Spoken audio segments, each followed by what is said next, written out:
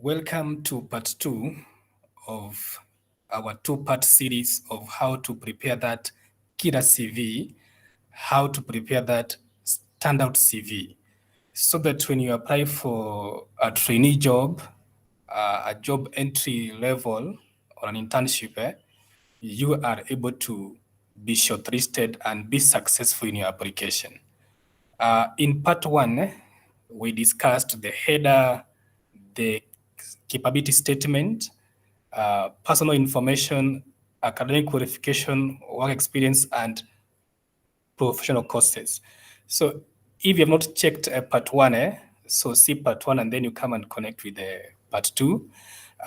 Let's begin with part 2 and see each of these sections and how it can help you stand out in your CV and come out competitive in your application.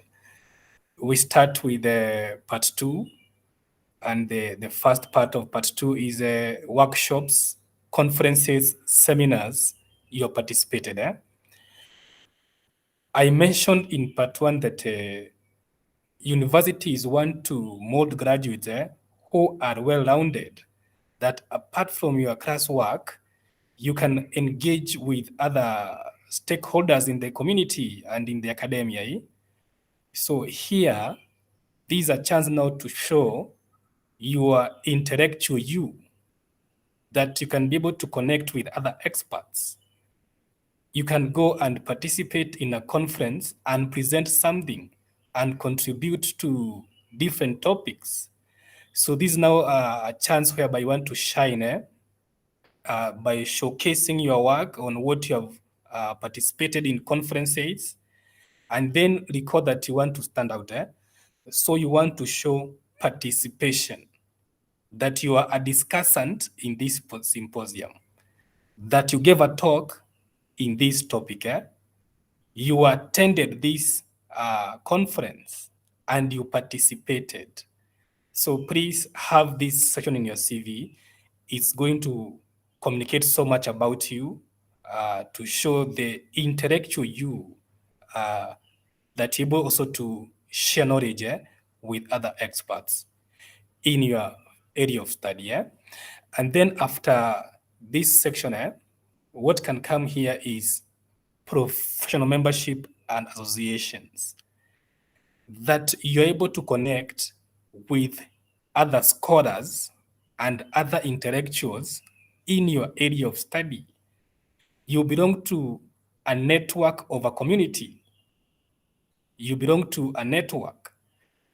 So identify some associations you can join, which are professional, straight from college, straight from your first year. Join these institutions and also participate. You are a member, you can also become a consultant. You can also take a position of leadership in these associations. If you check your most of your university libraries, they have newspapers. They offer newspapers to you. These days, also have got access to internet. So look for these membership bodies you can join around your area, because they offer you some extra benefits. Because when they organize for conferences, or when they organize for trainings, you are the first person to benefit from their activities, whatever they do. Ensure that you participate. And like for the conferences, you'll see them advertised. Email the conveners, contact them, tell them that you want to attend as a student, and then they're able to offer you that chance to attend as a student, to join as a student.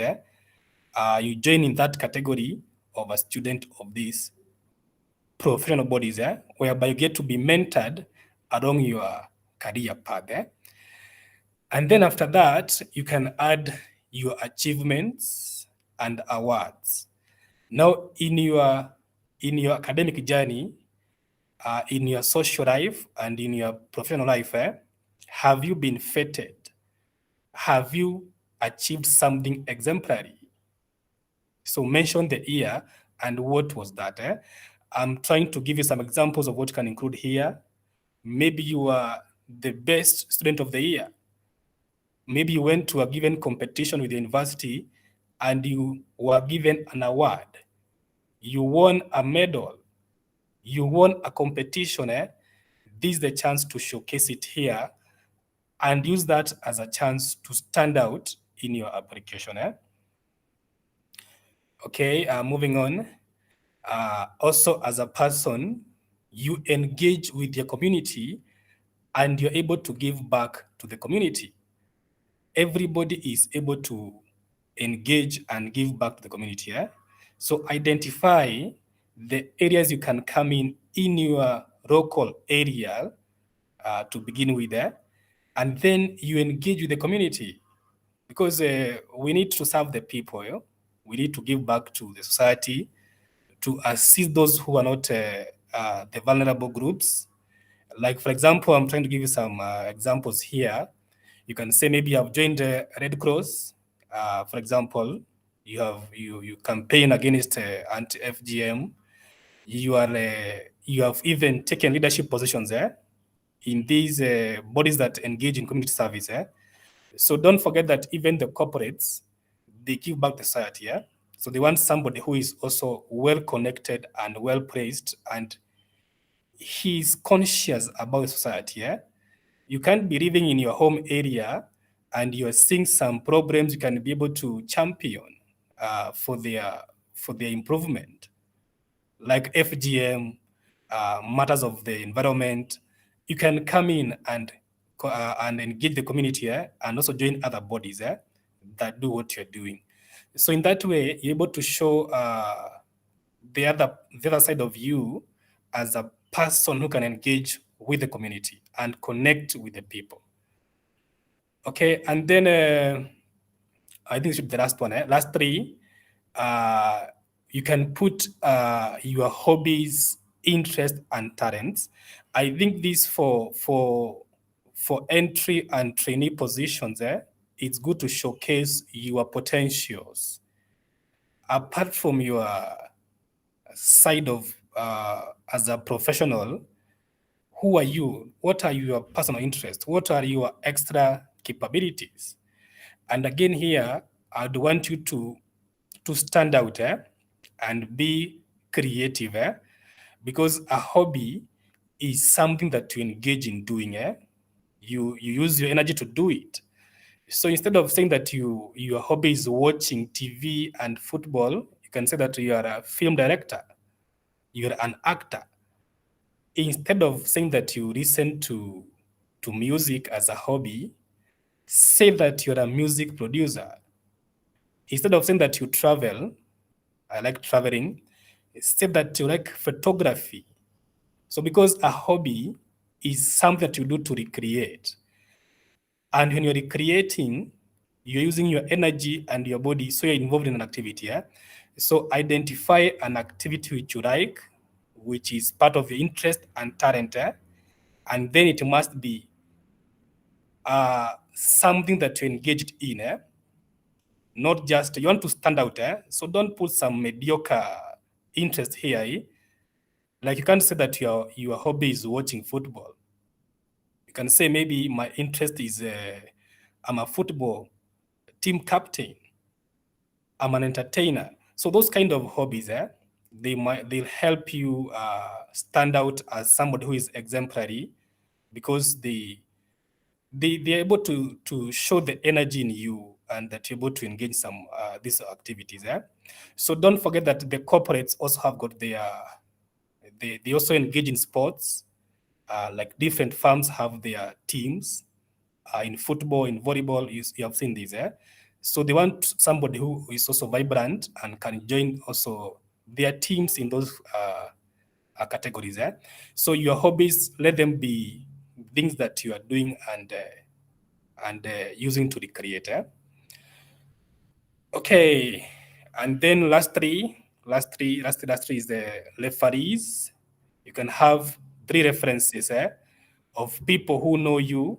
They know you as a professional, and also your qualification. They are able to tell that if they are contacted. So what you can note here is that don't put people who are relatives in this section. Don't put people maybe who knew you far away in the past. Like, I don't expect you to put here your high school principal or even primary school principal. So mention maybe the guys you have worked in, your former bosses in your recent appointments in the past few years, who are able to give an account of who you are. They can second you in this application. You can have two or three is sufficient. They can give an account of you. And also, it's so good to notify them that I've picked you as my referee. So notify them so that when they are asked, maybe when they are called, they are aware of your application. Okay, those are the sections I advise you to put in your CV. I'm sure that if you put your CV like this, you revamp it, present it as something well detailed, very impressive, you are able to stand out and come out as a person who is competitive and well-rounded. Okay? So that when you use it now to apply for those entry-level positions, like a trainee, an internship, you are able to get the attention of the hiring manager. You're able to impress, they're able to see that this is a brand. This is a person you can mentor and work with, because they can see the energy in your CV. They can see the competitiveness in your CV. So you apply for these positions, apply for trainees, apply for internships, and it's good to start maybe identify an entry level. Sometimes I see mid-sized companies and institutions they are willing to train you and mentor you to grow your career. So I hope that this is going to give you some insights on how to revamp your CV. So revamp it, apply for these positions, grow your career. I wish you well in your career journey. So thank you for watching my two-part series video on how to revamp your CV.